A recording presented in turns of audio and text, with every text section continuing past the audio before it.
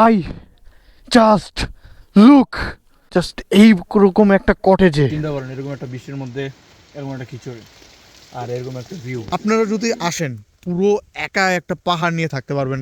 Look around, এখানে কেউই নেই, জাস্ট এই কটেজটা বাদ। 6-7 জন বা 8 জন মতো আসেন তাহলে এটার প্রাইস হতে পারে।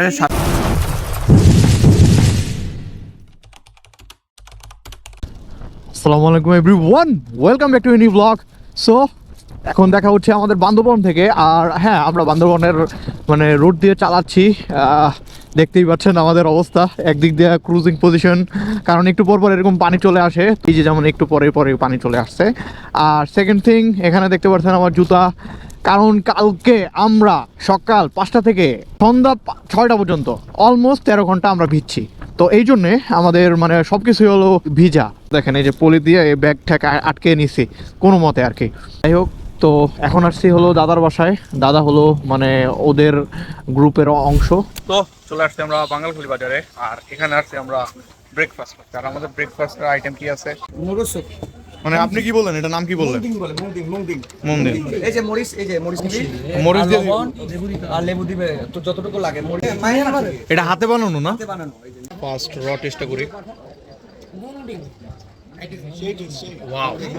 Breakfast was so amazing.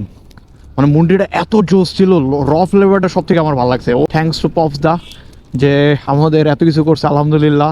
কালকে বাসা থেকে থাকা থেকে শুরু করে খাওয়া দাওয়া এই পর্যন্ত যা যা হয়েছে আলহামদুলিল্লাহ সব কিছু সেই ম্যানেজ করছে। এর পাশাপাশি ওই বাজারে বৈশা আমরা আরও কিছু দেখলাম, যেমন পর্ক, শুকরের মাংস আর কি বিক্রি করতেছে। আর প্লাস চারদিকে শুধু চাকমা ফেস, মঙ্গলের ফেস। সো এখন আমার বৃষ্টি নামা শুরু হয়েছে। হ্যাঁ, এরকমই চলতেছে সারাদিন, বৃষ্টি আবার বৃষ্টি নাই, এরকম অবস্থা। সো বয়েস, আমরা অলরেডি একটা জুম ঘর ঠিক করে ফেলছি। আর হ্যাঁ, জুম ঘরে গেলে আর কি আপনার কিছু জিনিস মাথায় রাখবেন, যে এখানে কারেন্ট থাকবে না, খাবার থাকবে না। তো আগে থেকে ডিল করে রাখা লাগবে যে কী খেতে দেবে রাতে। ইভেন যদি আপনারা ব্রেকফাস্টও করতে চান, ওটাও ওখান থেকে নির্ধারণ করে নিতে হবে।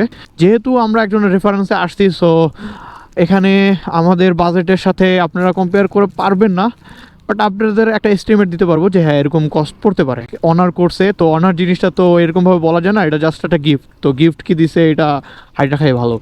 তো এখানে কিছুক্ষণ আগে একটা বৌদ্ধ মন্দির ঘুরলাম। Just have a look, wow. বৌদ্ধ মন্দিরের বিষয় যেটা হচ্ছে যে এখানে বৌদ্ধের অনেক পেন্টিং দেওয়া আছে, যে তার জীবনকালে কি কি করছিল এইগুলো আর কি। আর এই জায়গাটায় হলো সবাই মানে বসে আর কি, যে পূজা করা হয় ওই সময় সবাই আর কি এখানে বসে। আর এটা হলো একটা ছোট মন্দির, ওটার মধ্যে বৌদ্ধের মূর্তি আছে। এইটা হলো সব থেকে বড় মন্দির। হ্যাঁ, এই যে এইটা, নট দিস ওয়ান।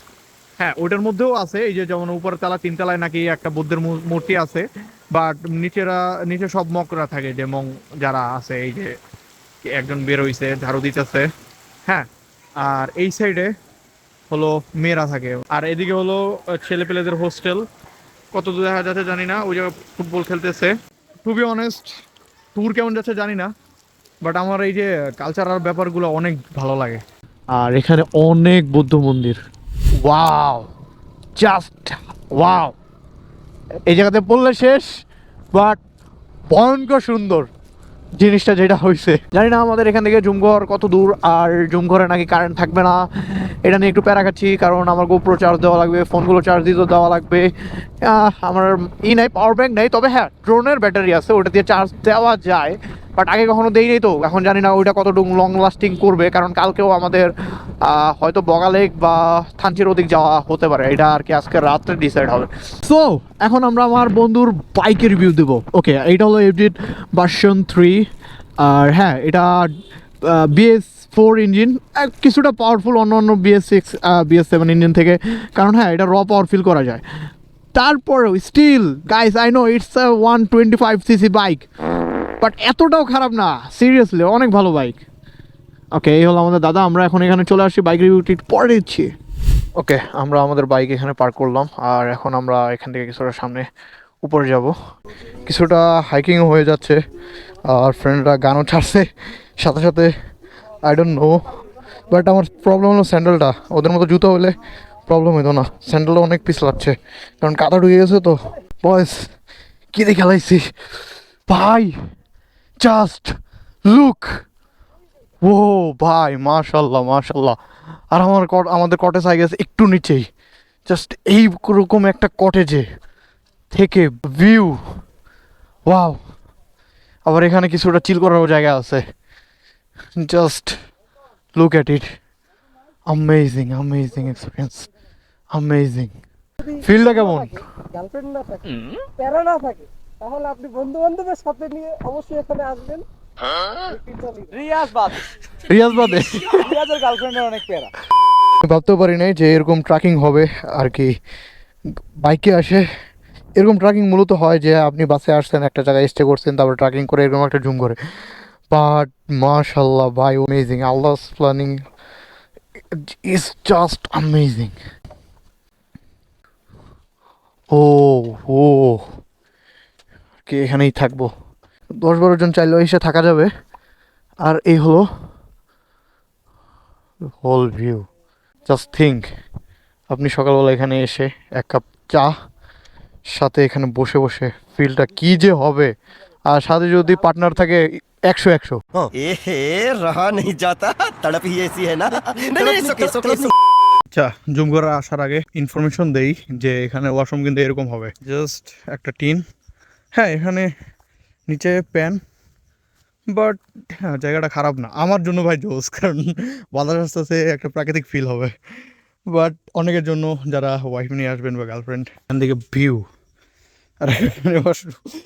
আপনারা যদি ইনসিকিউর থাকেন তাহলে একটা জিনিস বলে নিই, এখান থেকে পসিবল না এখানে উঠে দেখার, বাট এখান থেকে পসিবল। সো ইয়েস, রান্না চলতেছে। দেশি মুরগি কাঁচা তো মরিচ দিয়ে রান্না, খাঁটি দেশি মুরগি দাদা।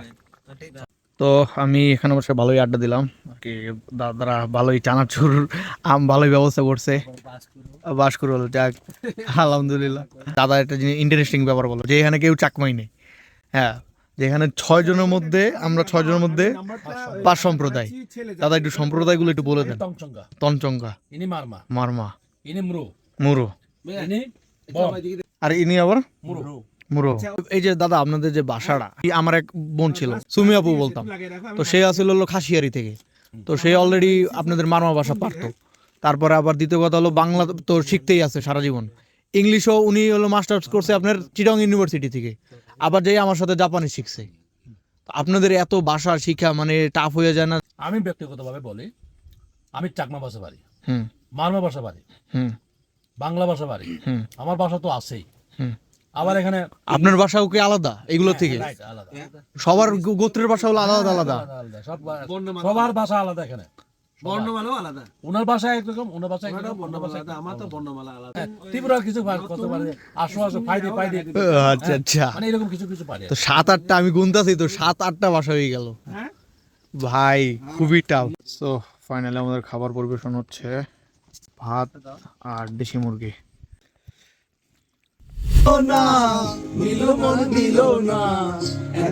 পোলা পান বৃষ্টির নাম তো দেওয়ার পরও চিল কমে না ওদের। এই!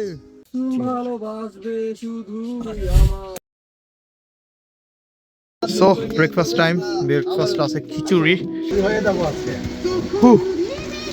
সো আমাদের ব্রেকফাস্ট খাচ্ছি আর এখান থেকে ভিউ করতেছি। জাস্ট চিন্তা করেন, এরকম একটা বৃষ্টির মধ্যে এরকম একটা খিচুড়ি আর এরকম একটা ভিউ, লাইভ কতটা জোস হলে মানে আপনি। ভালো বিষয়টা কি যে এখানে যত কিছু ইউজ হয়েছে খুবই অর্গানিক আর খুবই ফ্রেশ, কারণ তারা কোনো খোলা তেল বা এগুলো ইউজ করে না, একদম খাঁটি যে তেলটা এটা ইউজ করে। প্লাস যত যা আছে তাদের নিজস্ব ক্ষেতের থেকে আর কি আনা। যেমন এখানে তারা এই শস্যগুলো চাষ করে, এই যে সামনে জায়গাগুলো দেখতে পাচ্ছেন, তো হ্যাঁ মানে অলমোস্ট সব কিছুই অর্গানিক, তো that's a good thing I guess. এখন আমরা এই কটেজ সম্পর্কে ডিটেলস দিব। তো এখন যদি আপনারা এই কটেজে থাকতে চান, তো আগে থেকে বলে নেই কিছু কিছু প্রবলেম হবে, যে যেমন একটু ওয়াশরুমটা একটু এখান থেকে আর কি একটু ভিতরে। হ্যাঁ, এখানের আরেকটা প্রবলেম হলো যে হয়তো আপনাদের রান্না করে নিজেদের খেতে হবে, ওইটা হলো মেন মূলত রান্নাঘর আর ওনাদের নিজের থাকাদের জন্য। তবে ভালো বিষয়টা কি, আপনারা যদি আসেন পুরো একা একটা পাহাড় নিয়ে থাকতে পারবেন, লুক অ্যারাউন্ড, এখানে কেউই নেই জাস্ট এই কটেজটা বাদে, ঠিক আছে? তো পুরো পাহাড়ই আপনাদের হয়ে যাবে, মানে এটা কিন্তু খুবই জোস বিষয়। কারণ অন্যান্য জায়গা যেমন সাদেক ভ্যালি বা মিরিঞ্জা ভ্যালি বা আপনি যেখানেই যান, মানে চারোদিকেই কটেজ আর কটেজ, মানে আপনি যে একার একটা মানে লোনলি ফিলটা ওইটা আর কখনো পাবেন না। তো আপনি যদি কাপড় নিয়ে আসেন, এই জিনিসগুলো খুবই ভালো মতো উপভোগ করতে পারবেন। ইভেন আপনি ওখানে বসার জায়গা আছে, উপরে বসার জায়গা আছে, মানে এই জায়গা থেকে ছবি বলেন বা বিকালে বসে ভিউ, ও ভাই মাশাল্লাহ মাশাল্লাহ। দাদার সাথে কথা হইছে, তো দাদাই বলছে আর কি তারা এখন লোকজন আনতে চায় না, কারণ এখানে যেহেতু এখনও পুরো প্রপারলি সব কিছু কমপ্লিট করতে পারে না। যেমন আমাদের ওয়াশরুম কিন্তু অ্যাটাচড, হ্যাঁ, এই যে মূলত ওয়াশরুম আর কি এখানে হবে। ওয়াশরুম থেকে আপনি ভালো ভিউ পাবেন, হয়ে গেল কমপ্লিট। এখানে হাই কমোড হবে, যদি এখনো হয়নি কমপ্লিট, কিন্তু ওয়াশরুমটা কমপ্লিট হয় না, যার কারণে আমাদের এই যে বেশি দূর না, এই ওয়াশরুমে একটু যাইতে হয়, রাতের বেলা হোক বা দিনের বেলা। তো এইটা একটু প্রবলেম, এই জন্য বলতেছে যে দাদা যে আমরা লোক এনে বদনাম করাতে চাই না। তবে আমি বলবো যে আপনারা এখনই আসুন, সিরিয়াসলি টু বি অনেস্ট, আপনারা এখনই আসুন। যদি বন্ধু বান্ধব হয় তাহলে আরও ভালো, এখন আইসা একটু কষ্ট করবেন, এইটা কোনো ব্যাপারই না। আর এখানে থাকার কোনো প্রবলেমই নাই, কারণ আমাদের যে বেড দিছে এখানে 10 জন ঘুমানোর মতো বেড আছে, ঠিক আছে। এক সময় নাকি এখানে 25 জন এসে থাকে গেছে, মানে এখানে নাকি 18-19 জন থাকছে, আর ওই রুমে আর কি 6-7 জন থাকছিল, হ্যাঁ। তো আবার জাস্ট চিন্তা করেন যে জিনিসটা কতটা জোস। আচ্ছা, তো এই কটেজে যদি আপনারা থাকতে চান, তো 6-7 জন বা 8 জন মতো আসেন, তাহলে এটার প্রাইস হতে পারে 3,500 টাকার মতো। আর যদি এর থেকে 1-2 জন বেশি আসে, তাহলে পার পার্সনের কস্ট মানে 500 করে বাড়বে। তো এরকম হতে পারে কস্ট। তো আপনারা এখনই, আমি বলবো যে এখনই আসুন, কারণ এই যে ওয়াশরুমটা, এই ওয়াশরুম কমপ্লিট হয়ে গেলে এখানের প্রাইস হয়ে যাবে 5 থেকে 6,000 টাকার মতো। মানে বিশ্বাস না করলে এখন কিছু করার নেই, এখন আরো বেশি হয়ে যাবে, কটেজ হয়ে যাবে। তো তখন আর কি আপনি ওই মজাটা পাবেন না, মানে এখন যে মজাটা আছে, ঠিক আছে, পুরো একটি পাহাড় নিয়ে থাকতেছে, এটার ফিলই আলাদা। করতেছেন যে হ্যাঁ না, বান্দরবন ঘুরতে যাবো, একটা নিজেদের হিল নিয়ে থাকবো। তো yes, this is the high time.